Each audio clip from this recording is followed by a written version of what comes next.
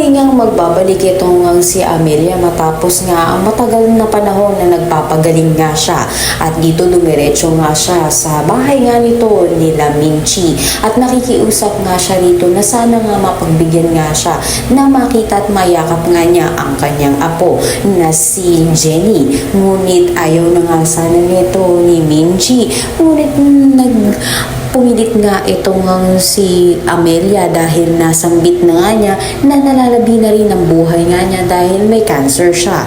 Naawa nga itong si Minchi kaya naman pinagbigyan niya nga ito.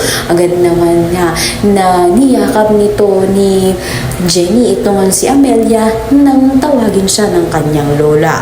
Nagkapatawaran na nga sila sa isa't isa dahil na nga rin noon ay nagkamali itong si Amelia. At ngayon nga ay malaki nga kayang posibilidad na dahil sa pagbabalik nga nito ni Amelia ay may matunghayan nga siya tungkol nga sa pagkatao nga nito ni Megan na kung saan hindi nga sila tunay na magkadugo dahil iba ang ama nga nito na si Megan at ito nga kaya ang si Freddy ang tunay na ama nga nito na tinatago pa nito ni Dara. Kaya naman pakatutukan nga natin dito kung paano nga ba malalaman nga nito ni Amelia ang tinatago pang lihim nito ni Dara. Malaking posibilidad nga kaya na siya na nga mismo ang makakatuklas ng katotohanan at ipamana nga nito ni Amelia ang lahat ng kayamanan niya dito nga kay Jenny.